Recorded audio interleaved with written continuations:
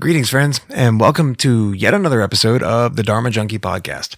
I am your host, Justin Otto, and I want to talk about depression for a minute.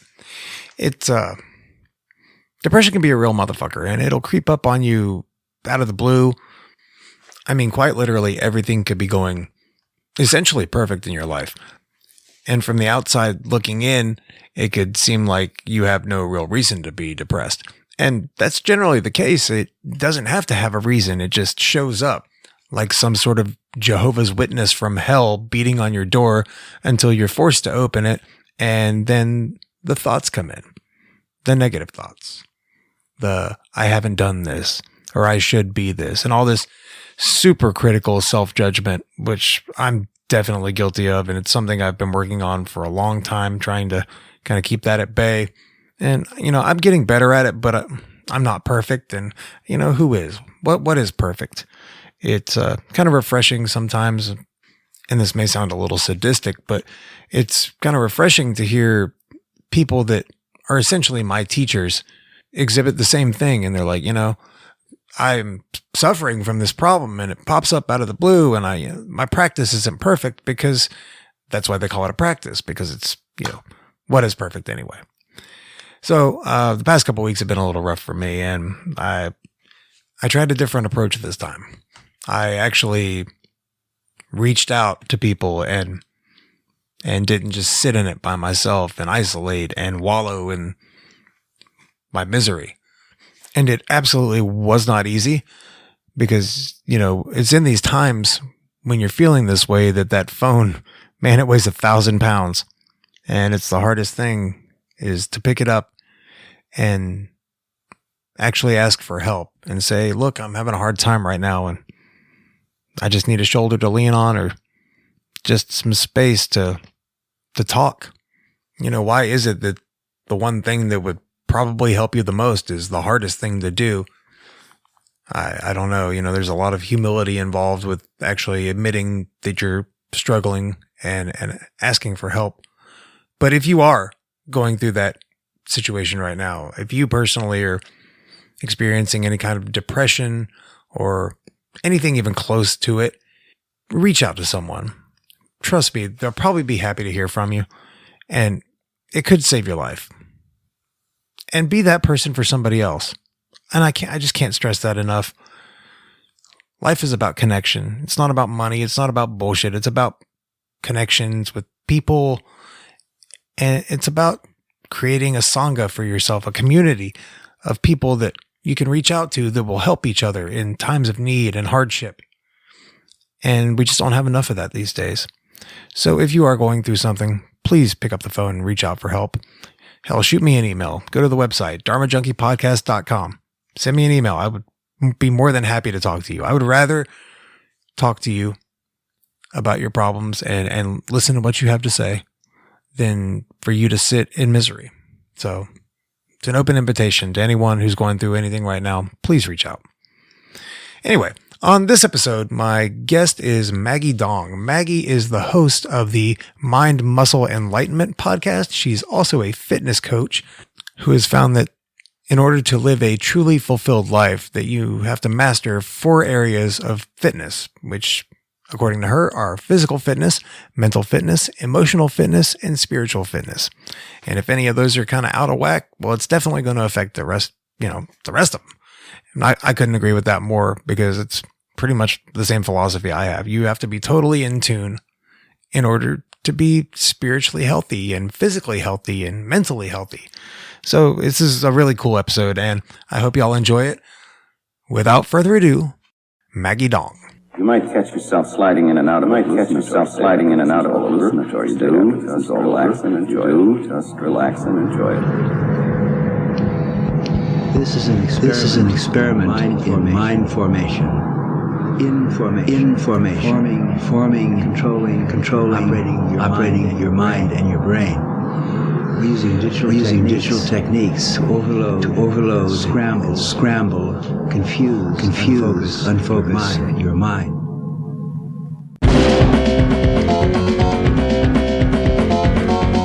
The natural state of the brain is chaos.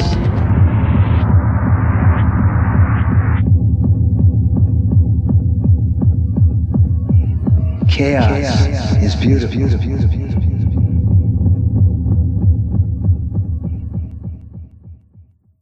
I was going over your one sheet, and you are quite accomplished. You dabble in a lot of different things.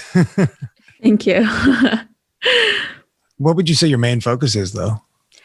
At this point, I would say I podcast a lot. So I call myself a podcaster. And I think that's something that I definitely want to take further and, eventually go full time with my podcast. I would love that. Right. Yeah, that would be nice, wouldn't it? Yeah.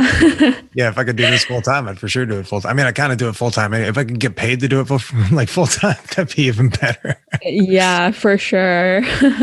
So you're what's the name of your podcast? Mind, Muscle, Enlightenment. Okay, and you want to tell everyone kind of what the mission statement, so to speak, is? Yeah. So in the podcast and with my coaching, I focus on the 4 areas of fitness. So we have the physical, mental, emotional, and spiritual, because I realized that if we miss any one of these areas, we end up trying to fill a void within ourselves that cannot be filled with external things. So it's important to create a balance between the 4 areas of fitness so that we can live a fulfilled life. I couldn't have said that any better myself. So what are some of the ways that as far as like physical fitness, let's just dab into the physical realm first. What are some of the things that you do? What are some of the things that you recommend to people? I notice you do yoga. Do you do any kind of weight training or anything like that? Yeah. So, I mean, the main thing that I do is strength training. I go to the gym 4 to 5 times a week, and then I focus on building muscle so that I can keep my metabolism high, because I did go through a period of eating disorders where I was just cutting my food down and doing a bunch of cardio, but that just became really unhealthy. So my focus now with my physical health is to build muscle and just move, honestly. Like, even if I don't go to the gym every day, I still go for walks because I know that I need to move my body in order to have my health in check. And it carries over into all the other areas as well. Like, all of these 4 areas are intertwined, because if my physical health is not in check, it starts carrying into my mental and then emotional. So it's important to have a balance between. Yeah, for sure. Yeah, if any one of those things is even slightly out of whack, it definitely affects the others on a pretty massive level. In my experience, anyway. What's your diet like? Do you have any kind of special diet now? You said you had some issues in the past with some eating disorder type stuff. So do you have any particular diet that you stick by? I hate the word diet because it's, people think, oh, it's a diet, but what is your lifestyle like? Let's put it that way. Yeah, I mean, I've tried so many diets in the past. Like, I've done low carb, high protein, low protein, whatever it is, like low fat. All the diets out there, I probably have done it. And that was during my eating disorder period where I was trying out all these different things. And at one point I was counting my calories, cutting it down to like 800 calories a day. Please don't do this at home, everybody. It's so unhealthy for you. Yeah, yikes. And yeah, I was eating like 800 calories a day. And there was this one day I woke up and I was driving somewhere to actually get food because I was so hungry, but almost passed out on the wheel as I was driving there because I was so hungry. So nowadays I don't follow any like particular diet. It's not very structured. I track my calories like from time to time. I don't do it every day anymore because I don't feel the need to. It's just like once in a while I'll track just to see where I'm at. But yeah, pretty much I just have a flexible approach with my diet, with my lifestyle. I stick to mostly whole foods. I don't like to throw a bunch of processed foods in there, but I'm flexible with things. I'm not going to restrict myself to only eating whole foods ever. Right. Yeah. That's a nightmare way to live. Mhm. I Yeah. mean, yeah, exactly. I pretty much have the same kind of lifestyle as far as my diet's concerned, just mostly whole foods. I'm not going to turn down processed foods during the right, during the right moment. Depends on what it is for Hmm. sure. But Yeah. you have to allow yourself some things. Otherwise you'll go crazy. Yeah, absolutely. Okay. So that takes care of the physical aspect. What about the mental? What do you do, to keep your brain firing on all cylinders?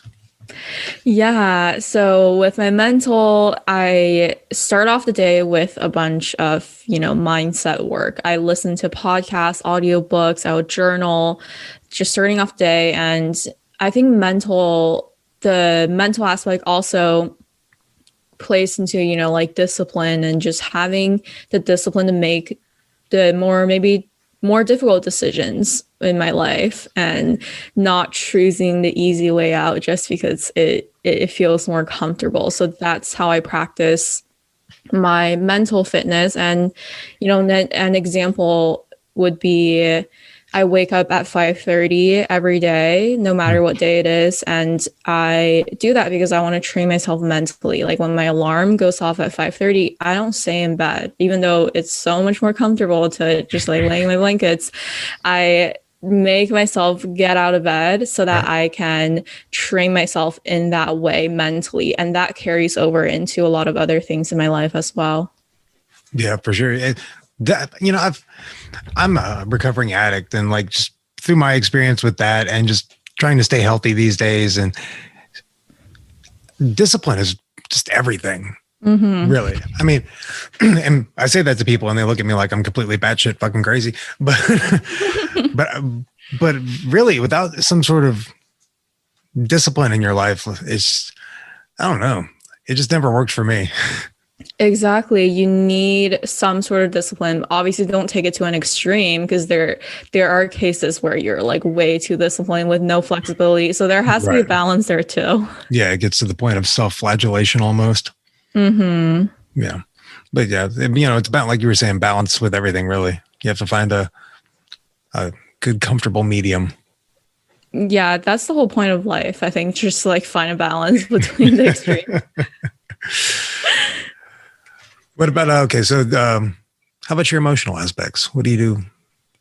Yeah, my emotional aspects. I used to struggle with this one a lot because I was told growing up, I think I kind of learned to not express my emotions. And I felt like I was judged by everybody when I would cry or whatever.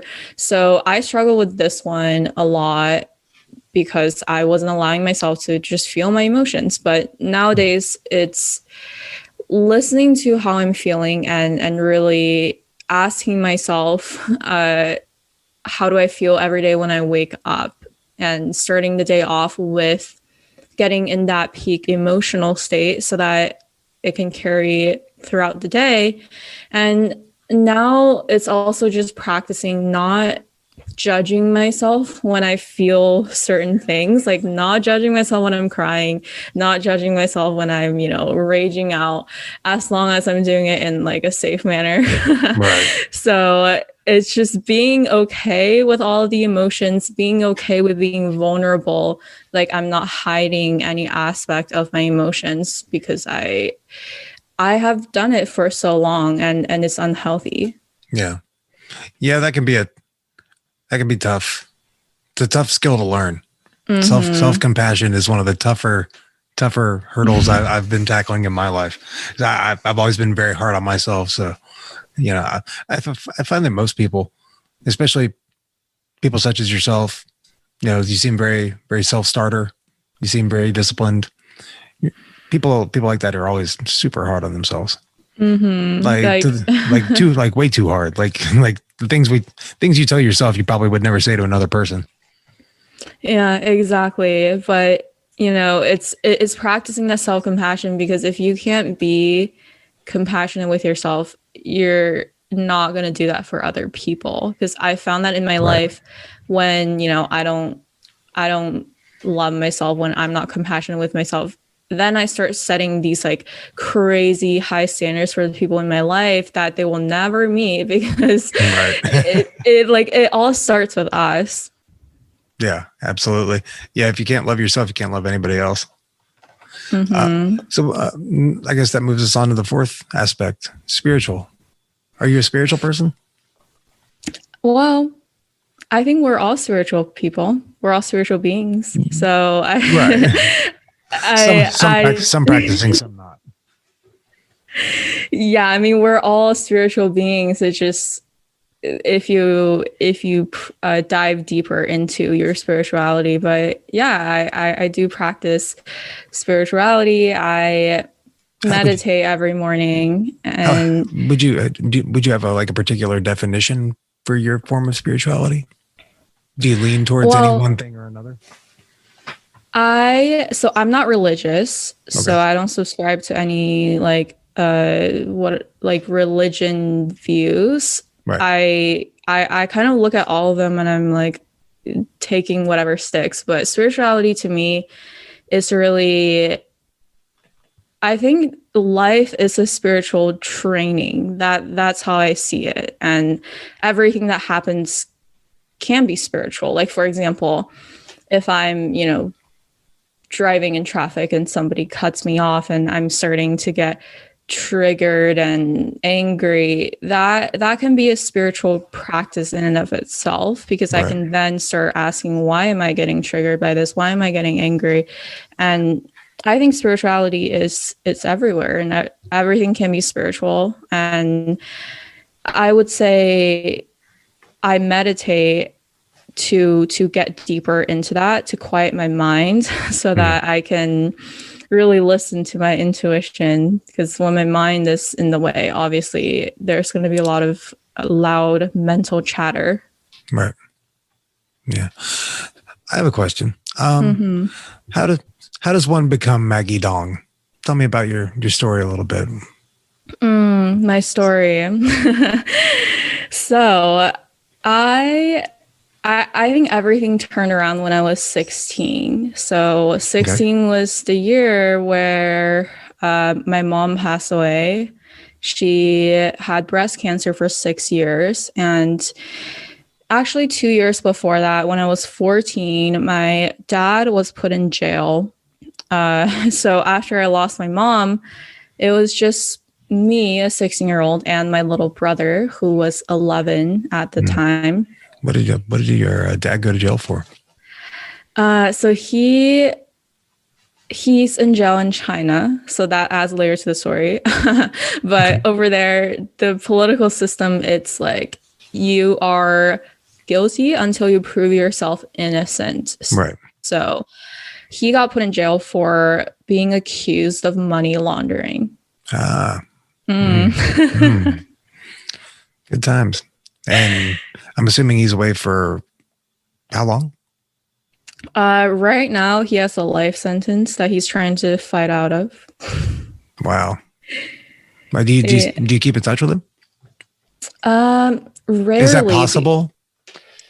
The only way that we would communicate is if he writes letters, and like he will have to write a letter and have his attorney bring it out, because his attorney is the only one who's allowed to see him, and his attorney will have to bring it out and like take a picture of it and like send it to me, and I have to write something back, and the attorney will have to bring it in to show him. But I don't talk to him that often, just because we didn't have a good relationship when I was younger. He was actually abusive when I was a kid. And nowadays, I don't talk to him that often, just because I think I have forgiven him, but I don't know where he stands, honestly. Right. Yeah. That's a tough spot to be in. Yeah. Yeah. Sounds like you're still kind of hurt from that. I'm pretty much over the fact that he was abusive and did all that. Like, I feel like it was a good experience for me to have. I mean, everything that happened to me, as tragic as they were, it taught me so much. And after losing my mom at 16, then I went to court at 17 to become an emancipated minor. And I started college and then dropped out of college and started my business and moved to San Diego and all of that. I mean, I would have not been doing any of that if both my parents were here. Right. Yeah. The universe kind of always puts you where you're supposed to be, right? Yeah, exactly. I think everything happens for a reason. And as painful as they were, I don't think I would have learned anything otherwise. Right. What were you going to college for? I was going to college for cognitive science, which has nothing to do with what I want to do. Like, I was supposed to go into a 9-to-5 tech job because I used to live in the Bay Area. So everyone was like doing some tech thing back there. And I thought that was what I was supposed to do. So I went for cognitive science, was going to go into a 9-to-5 tech job. And like 1 year in, I realized that I wanted to start my business. And then 2 years in, I dropped out. Yeah, it's fun. College is fun. Yeah, I haven't seen many people get it right the first time. You think you might ever go back? No, I actually dropped out June of this year, so that was like 6 months ago. So, and what's your business? Coaching, life coaching. How's that going? It's good. I really enjoy coaching. It's so much better than cognitive science. I don't think I would have been happy. I don't think I would have been happy doing that. And in college, honestly, I didn't learn a thing from 2 years that I was there. I don't remember anything that was taught in lecture. All I remember was how much I didn't like it. That's not a very good impression. I mean, that's why I left. Why would you go back? Yeah, why would I go back? Yeah, absolutely. How long have you been doing your podcast now? It's been, I think we're going into 7 months now. Cool. So you started it like beginning of the pandemic-ish? Yeah. So I started the podcast, like I think in April or May. So right before I dropped out, started a podcast. Right on. What is your, like, what's the main focus of your podcast? It's just the 4 areas of fitness that we cover all of those things, and we bring guests onto the show to talk about their stories, their experiences, because I think having guests on the show is the best part, because I get to like learn so much and I get to listen to stories. Right. Who are some of your favorite guests so far? Who stands out? Wow. I had you. Are you asking if you? No. But aside from myself, I don't stand out from anything.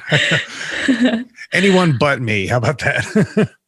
I honestly think so many people have different stories. Like each story is so unique. Like I have people coming on to talk about, psychedelics, which you were my first psychedelic episode. And then I had more because after I had you, I went on my Instagram. I was like, hey guys, I just did an episode on psychedelics, and I had 10 people reach out saying can you do more?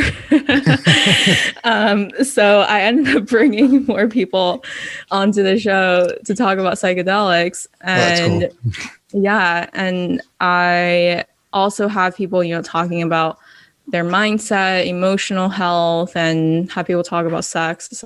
So, I mean, we bring all types of people onto the podcast. Right. Yeah, that's the thing I love about doing is I just get to meet such a wide cross section of different people and talk about so many different things that I find fascinating. Yeah, and you get to talk about whatever you want. Right.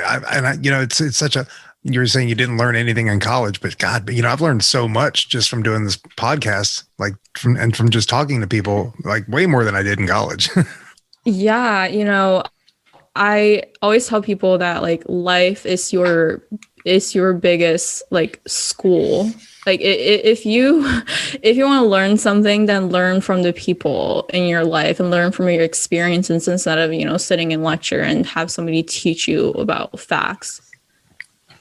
Absolutely. Yeah. Find people that are actually experienced. people experienced in life. Yeah, I mean, that's how you learn. And I think, doing the podcast and having these conversations, I definitely have learned way more from doing these podcasts than I ever did just, talking to people in college even. Because, when I talk to people in college, like one of the reasons that I dropped out was I didn't feel like I fit into the college environment because I was doing my business, I was doing my podcast, and I also just wasn't into that party scene. Like I had at the beginning of college, I had like a couple months of like going crazy, but after that I stopped and I just like didn't want to go back anymore. So I just knew a lot of people in college who were into that party scene and that's all they would do all the time. And I just wasn't into that and I had to leave. Probably a wise decision. Yeah. Party scene can get out of control real quick. Oh yeah. I mean, it's a good experience that I went through it. I don't, if I had never gone through it, I think I would have always been curious about what that's like. But after going through it, it's not that fun. Well, now you know. Yeah. Okay. I had another question for you. Have you always been spiritual? Like, have you always maintained some kind of sense of spirituality, or is it something you came into later in life? I would say I came into this a little bit later. When I was younger, I didn't know anything about spirituality. Were your parents not spiritual at all? They weren't that like into it. Practicing, yeah. Yeah, no, they weren't practicing anything. But I think my spiritual journey really started when I started learning about like the law of attraction. That was where it all started. And after that, obviously, it dives way deeper into the law of attraction. Law of attraction is like such a small portion of it. Right. But yeah, that's where it all started. And I mean, I still have a lot to learn. And I would definitely say that this is a lifelong journey. Oh, for sure. I don't think anyone's got all the answers. I don't know that all the answers even exist, really. Yeah, I feel like there's no, or is there absolute truth? Do you think there's an absolute truth? I mean, that would depend on the definition of truth. Right. Like, see, I don't know if there's like an absolute. It's like asking someone if they believe in God. See, yeah, I don't know if there's like an absolute truth that everybody will subscribe to, or that it's just like the truth behind everything, because I feel like everybody has their different versions of truths, right? Right. Yeah, that's what I was saying. It's kind of hard without the concrete definition of whatever that particular person's truth is, and it's so hard. It's almost impossible to define. Yeah, it definitely is based on everyone's like individual experiences. I think that's why we have so many conflicts around society, because people think that everybody needs to think the same way. But, we all have different experiences. We're allowed to think differently. Most of the time. Most of the time. We like to think we're allowed to think differently. Unfortunately, that's not the case a lot of times.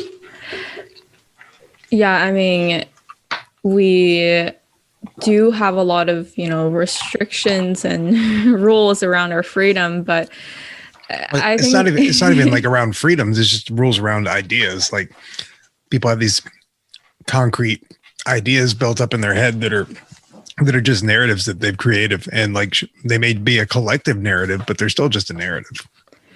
Yeah, everything is just a story that we're telling ourselves. And I think true freedom is when you just let go of everything and right. you exactly. Like you get to really just your core being, your consciousness itself. When you have nothing that you're holding on to, that's when you have freedom. Right. You have to like let go of all your stories you've created, all the narratives, all the ideologies. Like, I even like saying let go of the idea of letting go, I love that. I mean, just let go of fucking everything. Yeah, I just let go and be free. But I mean, it's easier said than done because letting go is. There's always that battle between like your conscious, like higher self and your ego as well. So, and trying to traverse that can be difficult. Yeah, I mean, your ego is always going to be there as long as you're here. Well, you need it. Yeah, you can't really function without it. Exactly. But I mean, people have this big misconception of you have to get rid of your ego. It's like, no, you don't want to get rid of your ego. You want to integrate your ego and learn to work with it in symbiosis with it, but you don't want to get rid of it. Exactly. Like if you got rid of your ego, I mean, if I got rid of my ego, I'd be lying on the couch and not be able to get up. Like that's me when I'm on psychedelics, when I can't even make my way to the bathroom. Right. I mean, if you were to let go of your ego all the time, you probably wouldn't even have a couch. Exactly. Just be a doormat. Yeah, there would be nothing. Yeah. So you've done psychedelics. Are there any particular experiences that stood out for you? What were you doing at the time and what stood out? Yeah, I'll tell you the one that I did last week. That one, oh my gosh, that one just like threw me literally out of this world. It was, so I actually was doing it because I told my friend before I did it that day, I was like, I just want like a couple hours on mushrooms, tripping and just having fun and just like having an escape from this world and all my problems. Because, usually when I'm on psychedelics, especially on mushrooms, what I do is like I laugh all the time and I'm just like laughing and thinking that everything is so funny and is so light and fun. So I told my friend, well, this is what I'm going to do. Like just escape and laugh for a couple hours. So I did the mushrooms and then an hour in, I was expecting the lightness to come in, but it was not coming in. And then, when I closed my eyes, it was just like taking off and it was not light at all. And, I was still expecting it to be a certain way. I was like, well, why isn't this working? Like I was still holding on to that idea. And at one point, I was laying on the couch and I felt like almost like anxious because I'm like, I don't know where this is going. And I think that was like the strongest that has ever hit me. And I was afraid to let go. I was holding on so tight. And it's like the worst thing you can do. Yeah, I was holding on so tight and also expecting it to be like a certain way, which which it was not. Yeah, it was not. And I like picked up my phone. I was like, should I call someone? Like, am I? I gotta ask, were you able to actually make sense of what was on your phone? Normally when I've had like pretty large psychedelic experiences, like pretty heavy ones, like I can't, like it doesn't even make sense to me. I'm just like, oh. I only did 2 grams, but it hit me really hard. But I still could look at things on my phone. So like I was picking on my phone. I was like, should I call someone? Just like, make sure that someone can like bring me back to reality or something. And I didn't end up calling anyone. And, after like maybe like half an hour of just like struggling and almost just like it was the most painful thing mentally that I've ever done because I was just struggling to let go. And those are the best ones. Yeah. And I didn't know for a while that's what I had to do because I still had all those expectations. I was still holding on. And it wasn't until I fully just let go, like the moment I decided to let go and surrender to it, everything just became so like peaceful. But I mean, after that, I was like still laying in my bed for I think 2 hours, just meditating. And that one, I said going into it, I wanted to escape reality, escape all my problems, and it made me face all of it. Careful what you wish for. Yeah, so that one was an actual, that one threw me around. How did you dose them? I just used like one of those milligram scales and I dosed it 2 Right. grams. Right. I mean, did you just eat them dry, or did you like lemon tech it, or? I ate them dry. I usually just eat them dry, which they taste horrible. You gotta do the lemon tech. What's the lemon tag? You gotta Google that. What you do is you weigh your dosage and then grind it with a coffee grinder into a dust, right? And then put it in a cup. For everybody out there listening, you put it into a cup and cover it in lemon juice, and you stir it up and kind of just keep stirring it, periodically over the course of say 20 minutes or so. And then I used to like to take orange juice and pour it on top of just a little bit of orange juice to kind of make it more palatable because it's lemon juice and mushrooms. And then stir it up again and just chug it down. And what that does is it breaks the psilocin or the psilocybin down into psilocin outside of your body instead of inside of it. So the onset is quicker. And because it doesn't have to break down in your stomach acid, it's already broken down outside of your body. The onset's quicker. The intensity is a lot higher, but it also lasts for a shorter duration because, as I said, your stomach acid isn't having to break it down. Oh, I've never heard of that. I think I have to try that and then see how that goes. It was definitely my preferred way of dosing psilocybin when I used to do it. Yeah, best way to do it for sure. That. Okay, I'll have to try that out because it sounds better than eating them dry. It's definitely a lot more palatable. It just kind of tastes like pulpy orange juice, and you can chug it down real fast, and you're good to go. Okay, yeah, I'll have to do that sometime. But be careful with that because, like I said, it does make it a little more. It's a little more intense. So, like 2 grams is going to feel more like 3.5, 3. Oh, so you got to kind of, be careful with your dosages on that, but it's something you want to experiment with. Yeah. I mean, my body is already like super sensitive to like any substance, especially with psychedelics. Like I can't even have caffeine. Like I don't drink coffee because it sets me off. So yeah, it's like my body is extremely sensitive to these things. And I have tripped on a microdose of mushrooms. Like my microdoses are like 0.2 grams and I have tripped. Yeah, I've had that experience before where I think it was like 0.3 and I was like, wow, this is a lot more than I expected it to be. I did not. I think I went to work on that dose one time and I was like, oh God, everything was really funny. I had a great day at work, but it was definitely more than I was expecting it to be. Yeah, the one time that I tripped on a microdose, I took it before the gym. Not a good idea. Yeah, I bet that was weird. Yeah, so I like went to the gym and then I was like, like doing deadlifts and then I started seeing shapes. Like, oh my God, I started seeing shapes as I was deadlifting. Yeah, that'd be a little too much to handle. Yeah. Then just there's so many people at the gym, it's like, kind of weird me out. Yeah, like don't like honestly, I'd feel like everyone was looking at me. Yeah, and like when you're on mushrooms, I feel like you're just more sensitive to the energies of people around you. I like that's how I felt when I was microdosing and like being outside.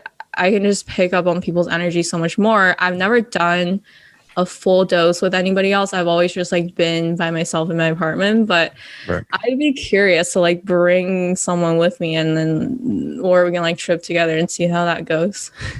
It can be interesting. I enjoyed, that experience with other people. I've also enjoyed it alone.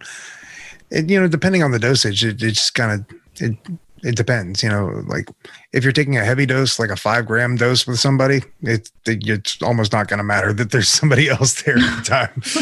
But, if you're 2 grams, 3 grams, something like that, it's definitely a very, very connective experience.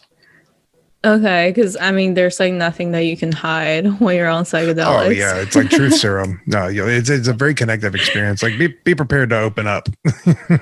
Yeah. Like, even when I do it by myself, I think every time I do it, I talk to myself for like 2 hours straight. Oh yeah, for sure. Easy 2 hours. Yeah. And I like keep on asking myself the same questions too. Like, this is really weird. Like every time I trip, I would have like 1 or 2 specific questions that I'm like pondering on. I'll just like keep on asking myself the same questions over and over again until I get an answer. It's interesting. What are some of your classic questions? The ones that I can remember off the top of my head are, why am I here? That one came up a lot. Like there was this one time I was tripping. I'm like, why am I even here? Why am I doing everything that I'm doing? And what I realized was I was stressing myself out a lot for no apparent reason. And I had to ask myself, like, why am I even here? Am I here to work and stress myself out all the time? Or am I here to have fun and enjoy the experience? Right. And the other question that I can remember is, how do I stop being selfish? Obviously, my ego is not there. And I just kept on asking myself, like, how do I stop being selfish in this world? And I realized all of my actions were very selfish. Right. Did you come to any conclusions as to how you could stop being selfish? So This is interesting because I asked myself, well, like, why am I being so selfish? And one particular question about selfishness I asked was, is asking for help selfish? Because I don't ask for help that often. Because I can do a lot of things on my own. So, like, but there are times that I do ask for help. So my question when I was on that trip was, is asking for help selfish? Because if I ask for help, it feels like I'm taking something away. But if I don't ask for help, it feels like I'm robbing the joy of somebody helping and giving. So I was just stuck in between those two things for like 4 hours. It's absolutely not selfish to ask for help. It's not selfish. In case you were wondering. In fact, most people would be happy to help. And people generally, I've come to find that if all you have to do is ask, and people are generally more than willing to offer their help. Yeah, exactly. I mean, and let me just give you just something I've learned. Is you can't do everything by yourself. As much as you want to, as much as you feel like, the burden is on you and it's got to be, the one woman show, like you got to get that out of your head. I tried to do that for a long time and it did nothing but fuck me up. So I promise you, like, and it's listen, I'm 39 and it's only recently that I've learned this, because I was very, very self-driven. As like, if I can't do it and I can't accomplish it on my own, then I don't need your help. Mm-hmm. And, I was lying to myself, and I had to get out of my own way, because there are times where I did need help and I didn't ask, and it did bite me in the ass, like I feel like there's a lot of things that I probably could have done a better job at, and could have, maybe furthered my accomplishments had I actually asked for help, or when somebody offered help, actually accepted it rather than saying, no, I got it, which was another thing that I was terrible about. I'm sure you probably do that too. Yeah, I used to not be able to even receive a compliment. Like, people would give me a compliment, like, "Oh, I love your sweater." I'll be like, "No, like I love your blah blah blah." Like, it was like I could not receive anything. Right. Yeah, I was the exact same way, and I'm still pretty bad about that, but I'm getting better about the help thing. So, but life's about connection with people. Life's about community. Life's about, what you can do for other people. Life's about service. I think, that's my opinion. Yeah. I mean, I agree. 'Cause I think, I'm a very giving person, and I do have more trouble on the receiving end. And that's something that I keep having to remind myself of, like, it's okay to receive. Like, people want to give to me, and it makes them happy to give, because I think about, like, when I give to other people, how happy I am to give. So it must be the same for the other way around. Yeah, exactly. It's that feeling that you get when you help someone, that, I feel good about that. Yeah, that's what they're trying to get. Because it's a good feeling. That's the best feeling. Really, if you can help somebody, if you can help somebody or make them happy or just whatever, that's the good shit. That's the good. It's like, and that's why I said for me, that's what life is about. That's the whole reason I do this podcast, is to try to help people. Yeah. I mean, on that psychedelic trip that I was on, I think that's what came up for me. Like, if I don't ask for help, then I'm not allowing other people to feel that happiness, to feel that joy. So, and then, when I was on mushrooms, the next thing I did was I like pulled out my phone as I was coming down on the trip, and I texted someone. I was like, can I ask you for something? Can I ask for help? Like, I did that like right after. It's awesome. And I'm sure they said yes. Yeah. And it was actually great because I hadn't talked to this person for like 2.5 months, and I just like pull out my phone and I was like, can you help me? And we actually started talking again. That's awesome. Yeah. It's great. Yeah. But like I said, it's okay to ask for help, and just remember, you don't have to do it all by yourself.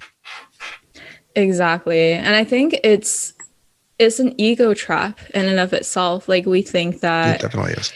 Yeah. And also just like this society where people are pushing to be independent, especially that independent woman thing where Right. You're just like, oh, I'm an independent woman. I don't need a man. I don't need anything. I don't need anybody. Right. But it's like, at some point you burn yourself out, and you actually, as a woman, you do need a man. Like you you can do everything on your own. Like, it doesn't mean you're like needy. It doesn't mean you're not capable of doing it on your own, but you don't have to. Yeah, you don't have to. And like, men want, or at least a good man will want to take care of women. Generally. I think that's like in the job description. It's I mean, it's rare. I'll tell you that in my life, actually in the past couple of months, I started like going on dates with people because I got out of like a long-term relationship earlier this year. So then I started dating people, and in my life, I've had one guy who opened a car door for me, and I went on this date with a guy, and I was shocked when he opened the car door for me. And it was something inside of me that was like, well, first of all, I can open this door on my own. I don't need you. I was like, I don't need you to open a door for me. But then I had to pull myself back and be like, just because no one has ever opened a door for me doesn't mean I can't receive that. Right. Yeah, chivalry is not entirely dead. It's still out there. It's definitely in the underground, but it's still out there. It's rare. It definitely makes you stand out, though, because I've only had one guy do it. That's crazy to me. I don't know. Maybe I was just raised different. I don't know. But well, that's cool. That's cool. You at least got to experience that one. Hopefully, you'll have many more. Well, that one guy, actually, I think, I mean, we're still talking, so I think. Oh, yeah? Yeah, see how that worked out? Yeah. So, I mean, good first impression on me. Obviously. I mean, first day, he actually, drove to pick me up. I didn't have to drive to meet him. So that was also different because all the other guys that I was on dates with, I had to drive, and this guy didn't make me drive. Yeah, some of them just can't drive. So that makes me want to talk about like masculine and feminine energy. What's your opinion on the masculine and the feminine and the cohabitation within the individual? Yeah, I mean, we all have both the masculine and feminine within us, and it comes down to creating balance in ourselves. Because if you're so much in your masculine, which I was for a long time, and I'm naturally a feminine person, right? But with the society, I was in my masculine so much, and I was, taking control, making decisions, and taking responsibility. But when I'm constantly in my masculine, I don't get in tune with my feelings. I don't relax. I don't slow down. So it's coming to balance within myself with the masculine and feminine, and even more so the feminine for me, because I'm naturally a feminine person. And I think, with owning my business and being around masculine people all the time, I feel like it's so much easier for me to just lose that feminine part of myself. Right. So I have to pay extra attention to that. But, for women, since so many women are in their masculine, when it comes to relationships, it's like you're repelling your partner, because if you have two masculines coming together, they will just repel and they will clash. And I think that's why a lot of relationships don't work out. Right. Well, unfortunately, there's a lot of very feminine gentlemen out there these days that are definitely more in their feminine energy. Well, see, with women who are in their masculine, like these are the very driven and right, and they're looking for masculine men as well. yeah, they're looking for masculine men. And here's what happened to me: like my last relationship that ended earlier this year, since I was like still very much in my masculine, and I was dating him for 3 years, and he was a relatively feminine guy, and I was very frustrated because I wanted a man who was like more masculine than I was. Obviously, it's almost a very controversial topic to even talk about these days. But masculine and feminine has nothing to do with gender. Like people think that. Absolutely. People think that's like gender, but it's not gender. Right. And that's why I said at the beginning when we started talking about it, the cohabitation within the individual, because there's masculine energy within women and there's feminine energy within men. It's, as you said, finding the balance between them. Yeah. And, with like relationships, so if you're a woman and you're so much in your masculine all the time, you're either going to attract a feminine man who is probably not what you would want, or you're going to get a masculine man and you guys are going to clash. And that's what usually happens. Right. Yeah. I've seen it happen a million times. Yeah. And I think it's hard for people to even tap into their feminine energy nowadays, because this society is so driven on that masculine energy. But, the feminine energy is like extremely healing, and it's needed in the world. I can't agree more. How did you go about really tapping into your more feminine energy? Yeah, it was a letting go. If you had to offer some advice to people who were.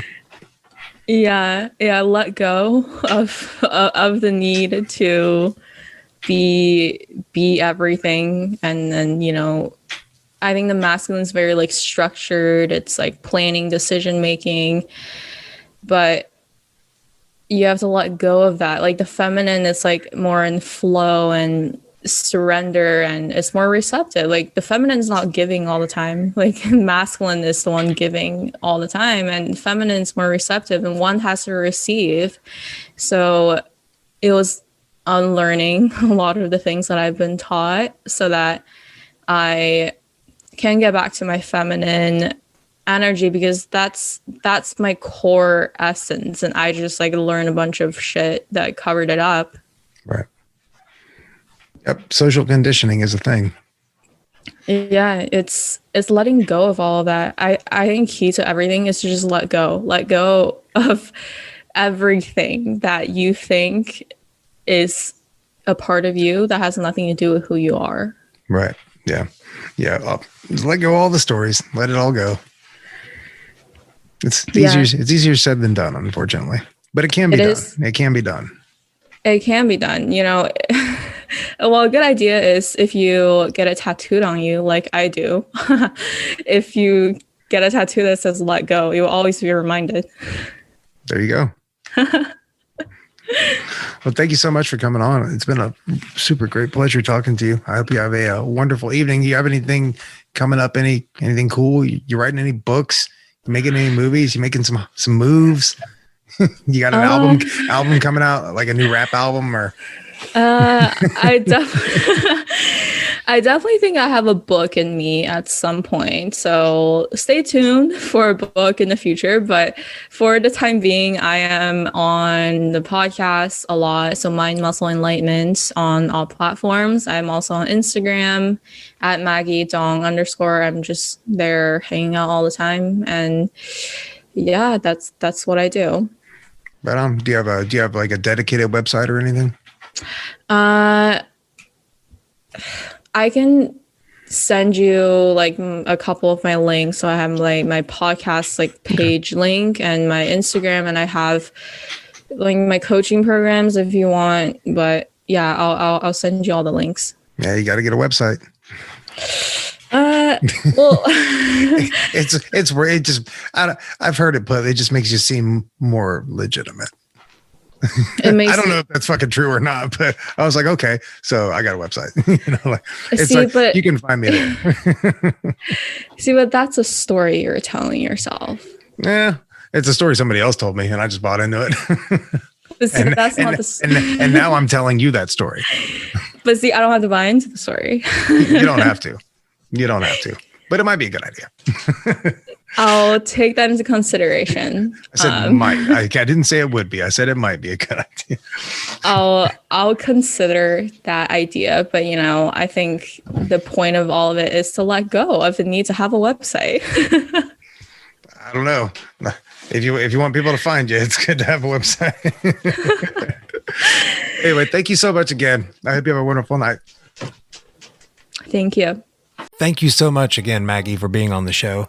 And thank everybody for listening. And don't forget what I said in the opening to the episode. If you're going through something right now that you're having a really hard time with, or even just struggling with slightly, please reach out to someone. And that somebody could be me. It doesn't matter. Just reach out to somebody. Take the time. Lose the ego and ask for help. It's not a sign of weakness to admit that you need help. In fact, in my opinion, it's actually a sign of strength, because it takes a lot of strength to be vulnerable like that.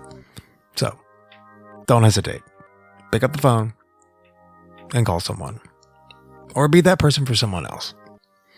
Anyway, if you enjoyed the show, please, standard shit, rate, review it, share it with your friends.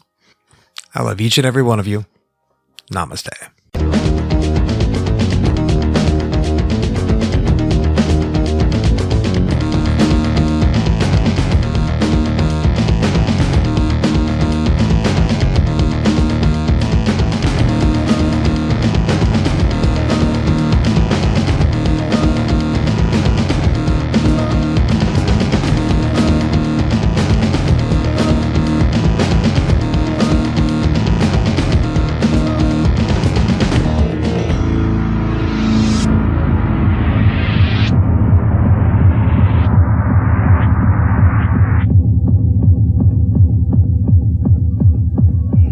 Chaos is beautiful.